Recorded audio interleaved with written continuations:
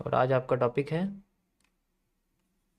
Volume analysis का double supply and double demand.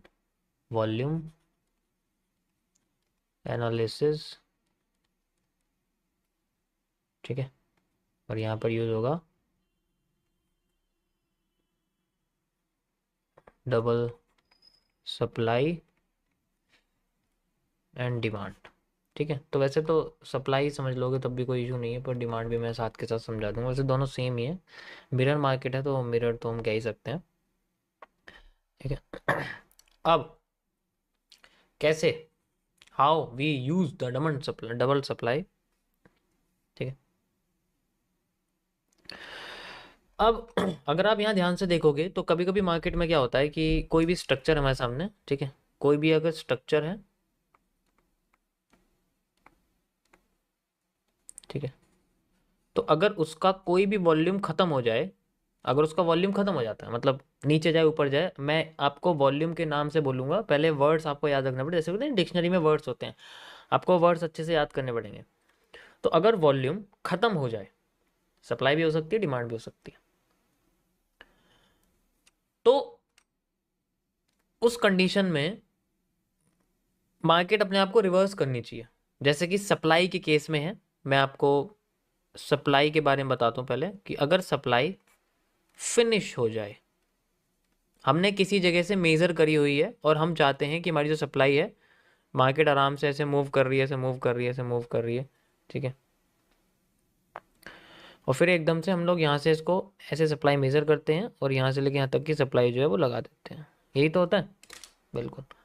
अब अब यहाँ पर जब मार्केट आती है तो आते आते मार्केट को अपने आप को थोड़े बहुत मूवमेंट देनी पड़ती है, अच्छी सी आती है, थोड़ी बहुत ऊपर जाती है, ठीक है, ऐसे कर करके कंटिन्यूशन करने शुरू कर देती है।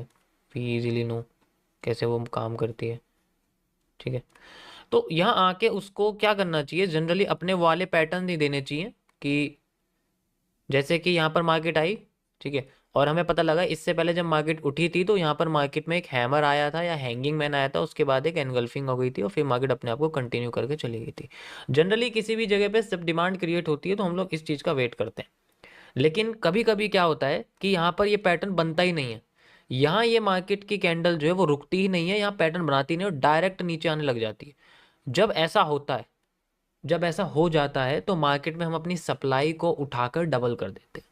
मतलब जितनी हमारे यहाँ से लेके यहाँ तक सप्लाई थी, ओरिजिनल सप्लाई हम लोग उठाते हैं और अपनी सप्लाई को उठा के डबल कर देते हैं। And then we have a, इसे हम लोग इस तरीके से भी मेजर करते हैं, ऐसे आगे लगा देते हैं इसको ऐसे करके, ठीक है, चाहे तो तुम आगे भी लगा सकते हो, ऐसी कोई बात नहीं है। और फिर उसके बाद हम लोग अपनी सप्लाई को डबल करके मार्केट में अपने मूव को कंटिन्यू करते हैं for waiting the same structure. जिसका हम वेट यहाँ पर कर रहे थे उसी का वेट अब हम यहाँ पर करते हैं, ठीक है।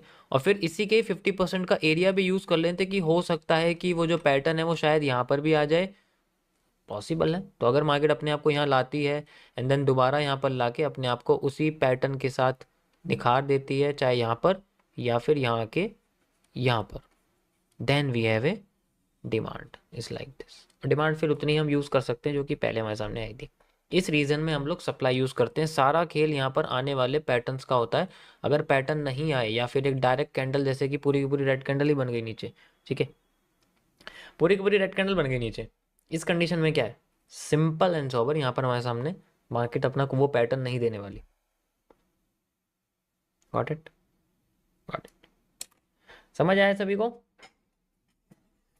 दैट्स हाउ डबल सप्लाई हम लोग यूज करते हैं, इस तरीके से ही अगर आप देखोगे तो।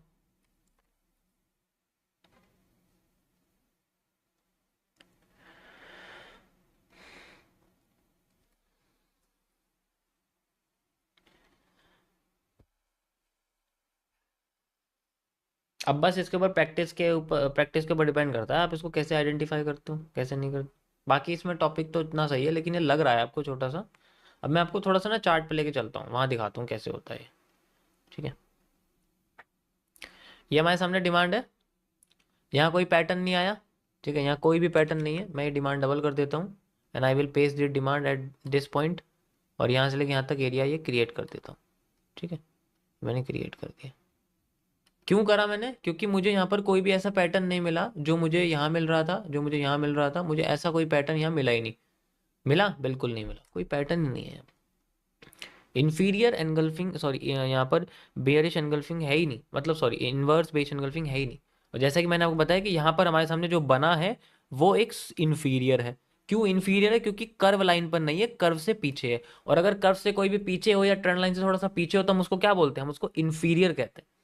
जैसे कि मैंने आपको जाने से पहले बताया था कि इसे इन्फीरियर बोलेंगे हम लोग, क्योंकि ये कर्व लाइन पे नहीं है। वो तो चलो इन्फीरियर कैंडल्स का कॉन्सेप्ट है, वो मैं आपको 17 में बताऊंगा, एमएमसी फेज 17 में। इस तरीके से हम इसको यूज करते हैं। अब जैसे इसका 50% लेवल भी यूज कर सकते हैं, जिस जिस डिमांड को हमने डबल किया। आप इसको सप्लाई भी समझ सकते हो, मैंने डिमांड करा उससे कोई फर्क नहीं पड़ता। मैं चार्ट उल्टा कर देता हूँ, रुको, ये लो मैंने उल्टा कर दिया। अब आपके लिए सप्लाई बन चुकी है। अब सप्लाई को क्या करना है? आधा करके देखना है। We will make the supply half and then we have again a move like. हम इस तरीके से इसको यूज कर सकते हैं, ऐसे भी यूज कर सकते हैं। जैसे कि यहाँ पर आप देखो, जैसे मैं आपको बताया कि मार्केट में वॉल्यूम कंट्रक्शन हो रहा है, जैसे मैं बोल रहा था वॉल्यूम कंट्रक्शन का पहला मूव देन रिवर्सल, वो तो चलो एक ग्लोबल मूव है, उसमें तो कोई सॉल्यूशन नहीं है। Got it? इस तरीके से हम लोग सब डबल सप्लाई डबल डिमांड को यूज करते हैं। समझ आया? Got it? हाँ, अगर ये देखो दूसरी बार भी नहीं पैटर्न आया तो फिर से हम डिमांड को अब क्या करेंगे? अब जो डबल डिमांड हमारे पास आ गई हम उसको पूरा डबल कर देते हैं, यानी कि अब डिमांड सप्लाई 4 गुना हो जाती है। अब जैसे मान लो मैं आपको कहता हूँ कि फिलहाल के लिए इसको हटाता हूँ, मैं आपसे कहता हूँ कि यहाँ पर भी मार्केट रुकी नहीं, ठीक है, यहाँ ऊपर भी यहाँ पर भी रुकी नहीं है, ठीक है, तो इस कंडीशन में क्या होगा? इस कंडीशन में इसे उठा के ऊपर नहीं लगाऊंगा मैं, ये नहीं होता। अब मुझे क्या करना पड़ेगा? ये पूरी की पूरी डिमांड लेनी पड़ेगी, मार्केट यहाँ तक रुकी ही नहीं है, तो ये पूरी डिमांड मुझे डबल करनी पड़ेगी, डिमांड 4 गुना हो जाएगी, then we have a move. इस तरीके से इसको मेजर करते हैं। उसको हाफ नहीं, अब इसका हाफ कर दो चाहे तो। अब ये पूरी डिमांड आ गई ना हमारे पास 4 गुना डिमांड होगी। अब इसको हाफ कर सकते हैं हम लोग, लेकिन उसको हाफ नहीं कर सकते, इसको हाफ करेंगे। अब हम ऐसे हाफ करते हैं, पूरा का पूरा एरिया लेना पड़ता है। 3 हिस्से नहीं कर सकते हम, थ्राइस नहीं कर सकते हम, सिर्फ ट्वाइस कर सकते हैं। मार्केट में 50 और 100 चलता है, थ्राइस ये सब नहीं चलता, ठीक है, थ्राइस वाला सिस्टम नहीं चलता, इसीलिए। Got it? अब यहां पर भी नहीं रुकी, अगर यहां पर भी नहीं रुकी तो हम फिर से उसको दोबारा डबल कर देते हैं, फिर दोबारा डबल कर देते हैं, तो इस तरीके से वो 2 के 4, 4 के 8, 8 के 16 ऐसे बनते रहते हैं। देखो ये सिस्टम सबसे बढ़िया कहाँ काम करता है? स्टॉक मार्केट के इंडेक्स के ऑप्शंस में, क्योंकि 5 रुपए का ऑप्शन 1000 चला जाता है। तो वहां हम क्या करते हैं? जैसे हमारी डिमांड इतनी है, डबल, फिर 4 गुना, फिर 8 गुना, फिर 16 गुना, फिर 32, ऐसे करते करते करते करते करते पता नहीं वो कितनी बड़ी हो जाती है। इस तरीके से वहां मेजर करते हैं उसको। एक चीज मेजर करके दिखाऊं आपको मैं? डिमांड ऑप्शन में किसी भी ऑप्शन का नाम लो, चलो मैं बैंक निफ्टी का कोई भी ऑप्शन खोल देता हूँ, बैंक निफ्टी का कोई भी मैं ऑप्शन खोल देता हूँ। अरे कहाँ चला गया हीरा?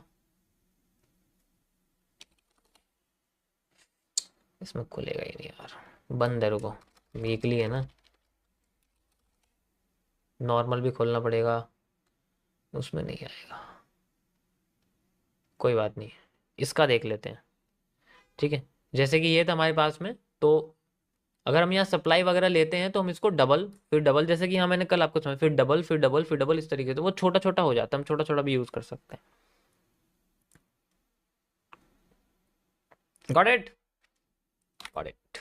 उसे ज्यादा नहीं बता सकता वरना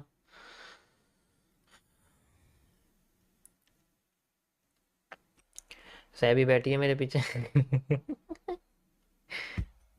क्या चल रहा है?